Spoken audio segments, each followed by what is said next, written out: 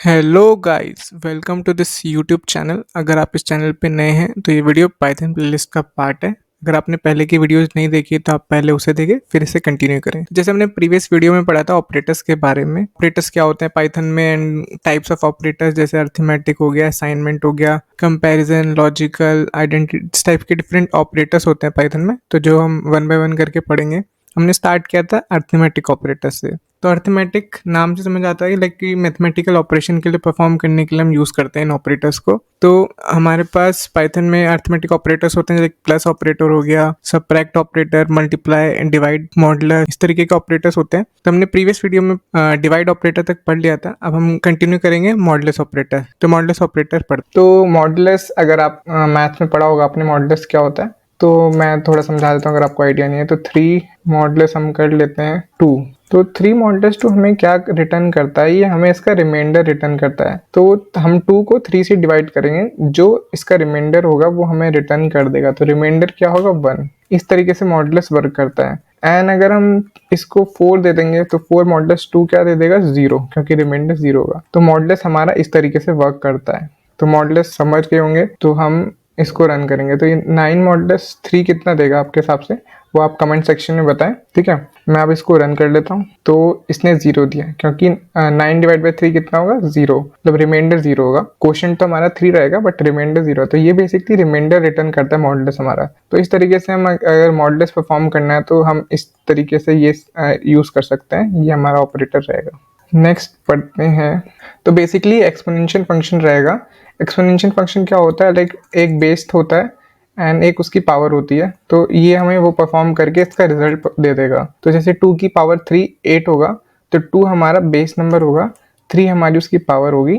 तो ये इस तरीके से हम एक्सपोनेंशियल फंक्शन परफॉर्म कर सकते हैं इसके थ्रू। डबल मल्टीप्लिकेशन साइन, तो इसको हम एक्सपोनेंट ऑपरेटर बोलेंगे। इसके थ्रू हम एक्सपोनेंट परफॉर्म कर सकते हैं। तो ये क्या करेगा, 9 की पावर 3 परफॉर्म करेगा, जो कि हमारा होता है 729। तो ये हमें 729 रिटर्न कर देगा। तो इस तरीके से अगर हमें कहीं पे पावर यूज़ करनी हो, मतलब कैलकुलेट करना हो, तो हम इस तरीके से कर सकते हैं। ये होगा हमारा एक्सपोनेंशियल फंक्शन, ठीक है। लास्ट हम पढ़ते हैं डिवीजन।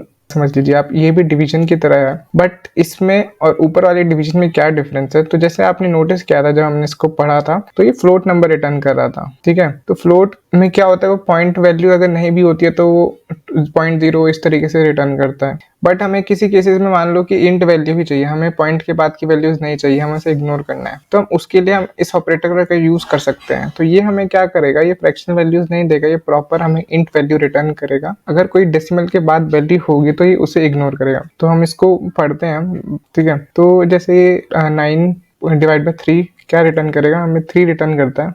रिटर्न कर लेते हैं, तो ये हमें 3 रिटर्न करा है। तो आप देख रहे हैं उसमें 3.0 आ रहा था, इसमें 3 आ रहा है। तो ये इसमें डिफरेंस है, ये हमें इंटीजर वैल्यू रिटर्न कर रहा है, ठीक है। तो हम अगर इसका टाइप रिटर्न करना चाहते हैं तो हम टाइप भी देख सकते हैं। तो आप देख सकते हैं अगर हम इसका टाइप रिटर्न करें तो वो इंट दे रहा है, एंड अगर हम इसको रिटर्न करेंगे तो ये हमें फ्लोट देगा। तो ये मेजर इसमें डिफरेंस है। तो अगर आपको फ्लोट वैल्यू चाहिए, लाइक आपको कुछ एग्जैक्ट परफॉर्म करना है, तो आप वो यूज़ कर सकते हैं। अदरवाइज आपको अगर इंट वैल्यू चाहिए तो आप इसको यूज़ कर सकते हैं। ये इन दोनों में डिफरेंस है। तो हम देख सकते हैं वो फ्लोट रिटर्न कर रहा है, दूसरा इंट रिटर्न कर रहा है। तो ये इनमें डिफरेंस है। होप आपको क्लियर होगा दोनों का डिफरेंस। बाकी मैं आपको इसमें और भी चीज़ें बताता हूँ। एक सेकेंड, इसको हटा देते हैं। तो हम इसमें अभी तो हमने नॉर्मल वैल्यूज़ पढ़ा, 9 डिवाइड बाई 3। फॉर एग्जाम्पल अगर मैं इसको 9 डिवाइड बाई 2 कर देता हूँ, तो ये हमें क्या रिटर्न करेगा, ये हमें 4 रिटर्न कर रहा है। तो आप अज्यूम कर रहे होंगे 9 डिवाइड बाई 2 हमारे 4.5 देगा। तो ये इसको राउंड ऑफ नहीं करता है, इसमें ये पॉइंट के बाद जो भी वैल्यूज होगी उसको इग्नोर करेगा, बेसिकली ट्रिम कर देगा।